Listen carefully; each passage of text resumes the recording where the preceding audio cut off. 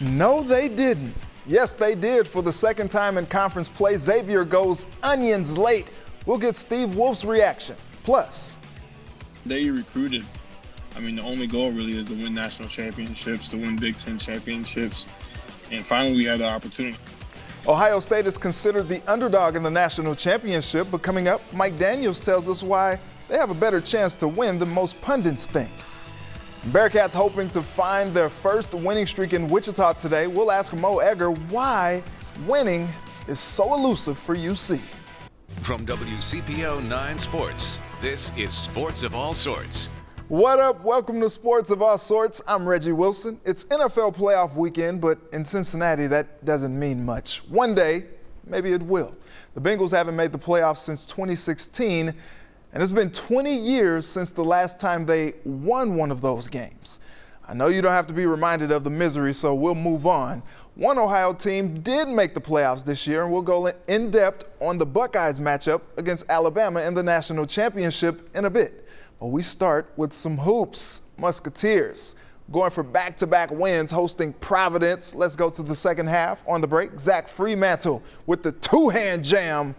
Xavier by 5. But Providence goes on a run late. David Duke, 3 of his game-high 30 points gives the Friars a 4-point lead. Xavier down 7 now with a minute to play. Nate Johnson, big-time tray. He had 14, X down 4. Then after a turnover, it's Freemantle with the stop and pop. Team high 17 for him, 2-point game. X forces a turnover and gets the ball back with 16 seconds left. Ball movement on point. Ends up with freshman Kobe Jones. Kobe! For the win from deep, Xavier does it again, downing Providence 74-73. Extra special for Jones considering the circumstances. Yeah, I definitely got emotional. My grandfather passed away 2 days ago. So, I mean, just to hit that shot for him, it meant a lot to me. So happy for him because I know he's going through a lot. And his teammates have been there for him, our staff has as well. And man, just couldn't be happier for him.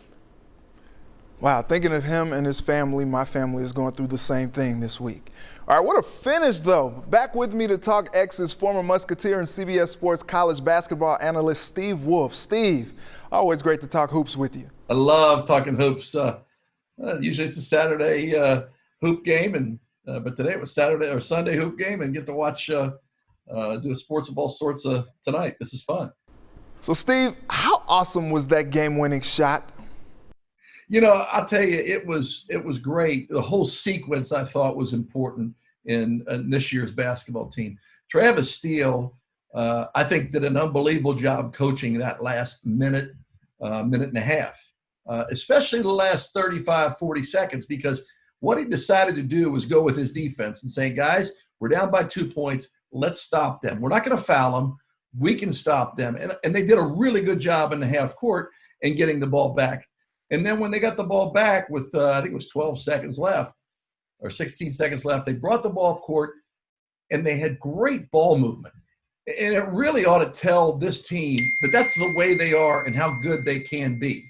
Because that ball movement was outstanding. And when you saw the drive to the lane by Adam Kunkel, he looked and found cross court, okay? The Scruggs, who made the extra pass? The extra pass is what made it, and a wide open shot by Jones. And, you know, I think it was great for Jones. He had a tough week. His grandfather died 2 days ago, and that was a big shot for him. But I think moreover, it was an important shot for this team to get that confidence back that they can win close games and they can win conference games. Going back to Jones, Travis Steele called the freshman a Swiss Army knife. He started the last 5 games, and it paid off in a big way today.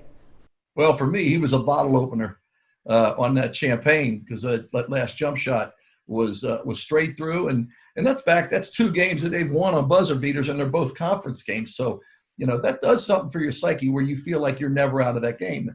Because when it was 73-66, I thought it could have been over. And you know, if you have a team like Providence that makes their free throws, you know, Xavier shot 50%, and they shot better than Providence.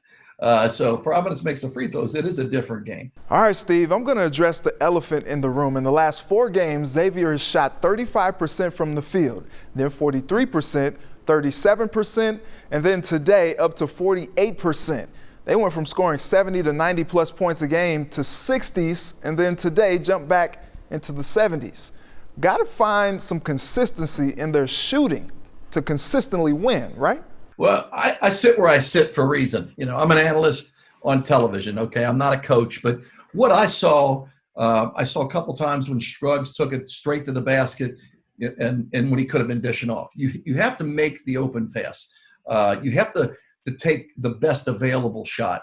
I think what I was saying about that shot by Jones was I think that you watch that over and over again to see how you get open shots.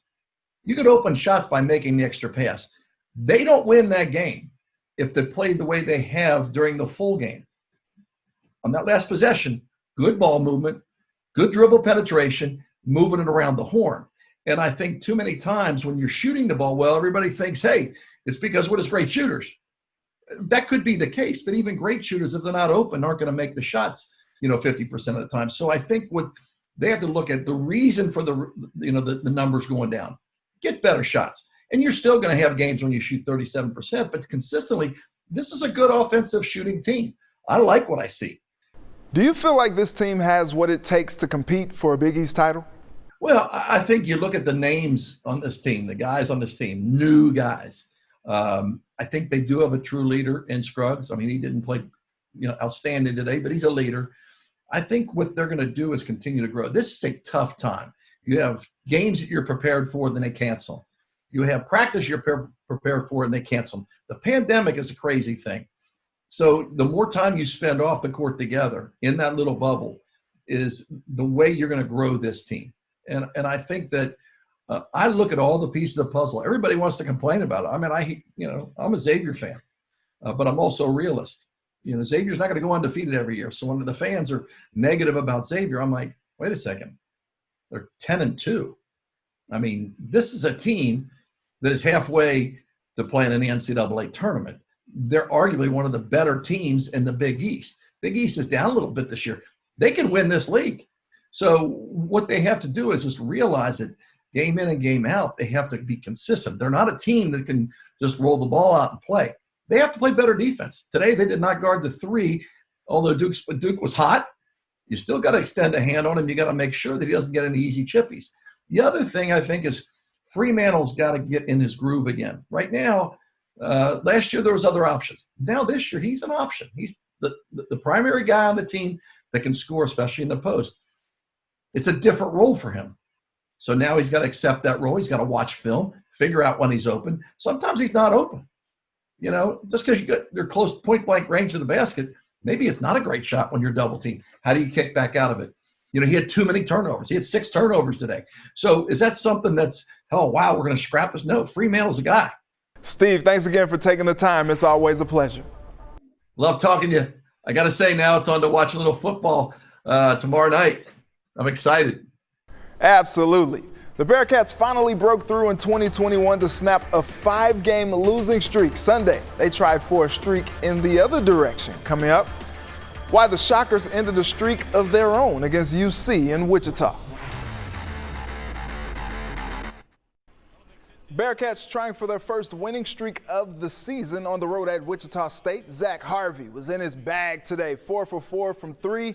He scored a team-high 19 off the bench, but UC is down by 12.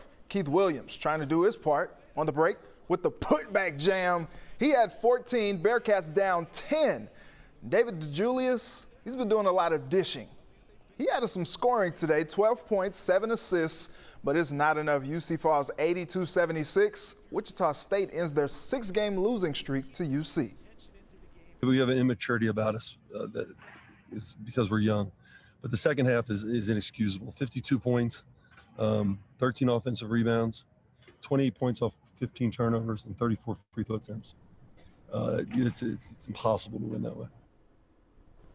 So UC drops to 3-7 this season. Let's talk about it. My next guest is none other than Mo Egger from ESPN 1530. Mo, how are you? After watching John Brannon's team allow Wichita State to shoot 59% of the second half, I'm doing about as well as I can be expected. Woof, man, woof. All right, Mo. First question is probably the hardest of all. Why is winning so hard for this team? They're just not that good. I mean, let's call it what it is. For a variety of reasons, they're not that good, and they're not good enough in the final 5 or 6 minutes. If the Bearcats are going to win games, it's like last year. They went 20-10. They played 7 games that went to overtime. They played another 4 or 5 that were decided by a possession in regulation. And with exceptions, obviously, for the most part, they're pretty good in those games. And, you know, you can point to Jaron Cumberland making a bunch of plays late in games that they won, including last year on the road at Wichita State. That simply hasn't been the case. If this team's going to win games late, a team that this season is not as good as last year's team is going to have to figure out a way to close out games with 4, 5, 6 minutes to go. And they just haven't been able to do that. And they walk such a tightrope really from the opening tip where turnovers catch up to them. The margin for error for this team is so small. Turnovers catch up to them. Bad defense catches up to them. Lack of defensive rebounding. Wichita State had a bunch of offensive boards today. That catches up to them. And you just don't have a bucket getter. You know, I always think of Xavier having Trayvon Blewett, and you couldn't go on a run against them because he would just get a bucket to break up a run. Yeah.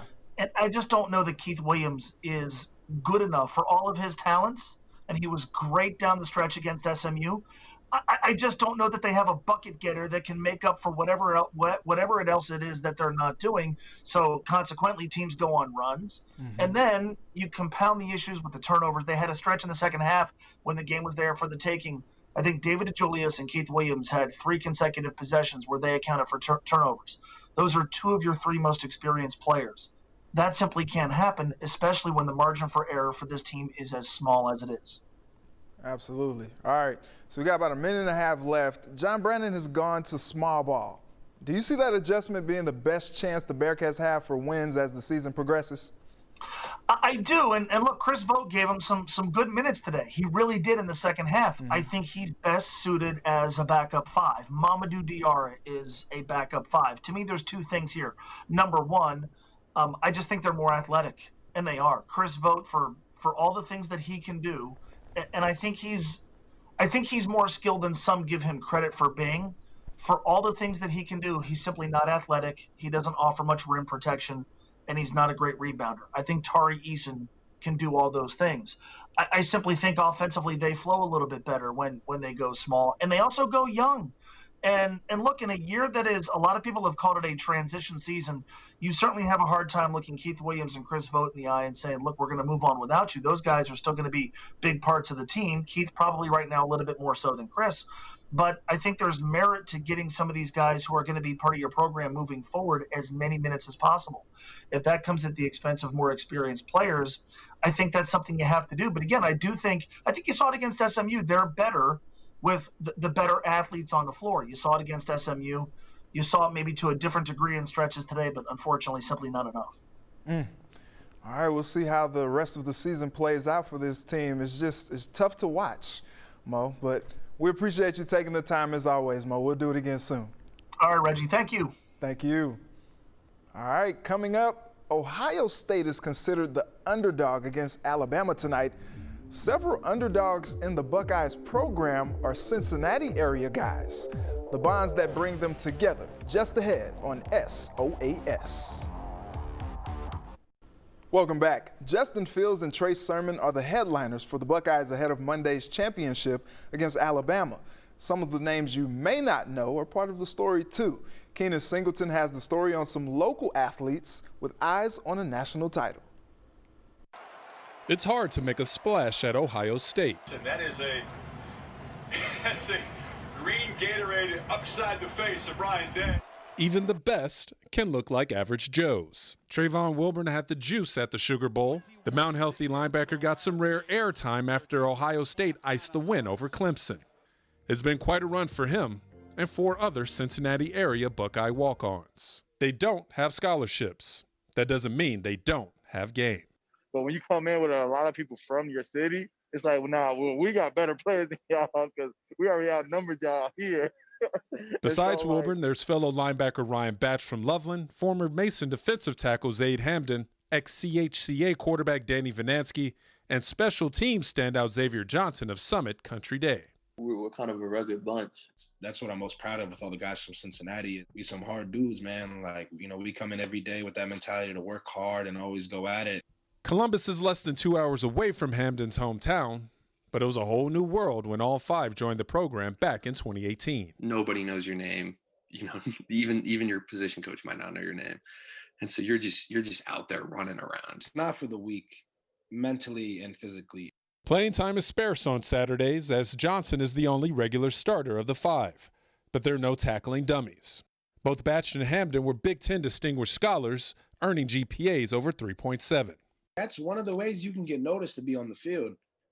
You can't be stupid and play college football. They're the scout team, the backups, the backbone of the Buckeyes. You got to realize that even if you're not on the field playing, getting all the recognition, your role is still important. Batch and the others all had chances to play elsewhere. Johnson chose Ohio State over a scholarship offer from UC. Columbus, though, just isn't as good without Cincinnati high school football. You get in the locker room, it's really your city versus everybody else's city in there. Monday night, just another step in the journey of Vinansky and the other walk-ons. I don't know when it'll hit me. I mean, hopefully when the confetti's coming down. Keenan Singleton, WCPO 9 Sports. Thanks, Keenan. We are less than 24 hours from the national championship. Joining me to talk about it is Princeton head coach Mike Daniels. Coach, how you doing? Doing fine, doing wonderful. Excited about the next football season, and so I appreciate you having me on to talk about the national championship and some good old football. Absolutely. So this Alabama team has looked dominant. What are the keys to victory for Ohio State? Well, I think the keys to victory is one thing they have special are the front line. Their offense and defensive line is as good as you have in college football. And so you could make the argument this is the best in college football. So using those two elements to push forward and control the game, because the beauty of it is as many weapons as Alabama has on offense, Ohio State has as well on their offense. And when you talk about a quarterback, a host of receivers that are elite, and then a running back that's kind of coming to his own. And I mean, he's playing at a level where you thought he would. And so I think the offenses kind of cancel each other out in some ways. Maybe you can argue that the Alabama running back is a little bit better. Then you can argue that you got better quarterback play from Justin Fields because of his ability to run the football and also escape. Coach, Justin Fields is expected to start. He took that gnarly hit in the last game and battled to have a big game. Do you see his game being affected at all by the injury? Man, Justin Fields is probably the toughest quarterback in the country. I mean, you forget that he left out of the game of the Northwestern game with an injury, and that never came up in the game versus Clemson. And so when you talk about a kid who he's just got, he's got something thick in his neck that makes him tough. And I think he's just going to be fine. You even go back to last season when he had a knee injury and he got ruffled up throughout the season. He didn't miss a snap. He didn't miss a down. He didn't miss a beat. And so I think when you got a kid like that's tough playing at this stage. And really, he's been somewhat disrespected throughout the year. I think he's got a lot to prove. And so I think he'll be, he might be banged up, but that adrenaline is very powerful. It can have you running through walls. And so I think he'll be good to go. We'll see what happens with Fields. Well, you actually get a chance to see the game in person down in Miami. How excited are you about this experience? I'm extremely excited. Whenever you can have kids that you've raised and you've coached and you've been a part of their lives for a long time, to be able to take part into something so special. You're talking about the national championship. And so it's a small amount of kids that are able to take part in that. It's a small amount of parents, coaches to do that as well. And so for me, I'm blessed and I feel special to have the opportunity to go down and check our boys out and more importantly, be able to sit there and say we get another chance to put Cincinnati football on the map. And when you talk about all the kids that are on Ohio State football team, that are from the Cincinnati area. It's a beautiful thing to go see all those players and go cheer them on. And so that just adds that extra pride to, because I truly believe Cincinnati has some of the best football in this country. Should be a lot of fun, Coach. We appreciate your insight as always. Have a safe trip and a good time in Miami. I appreciate that, and you as well. So I want to hear from you. Who wins the national championship tomorrow night? Give me your score prediction. Tweet me at Reggie Wilson TV and make sure to use the hashtag SOAS. All right, we'll be right back to wrap up the show. Welcome back. Well, it's been real, it's been fun, it's been real fun, but we gotta go. I'd like to thank my guests Steve Wolf, Mo Egger, and Mike Daniels for joining me tonight. And thank you to my village who helped me put this all together. Thank you for watching. It's been a pleasure. Have a good night and a very blessed week.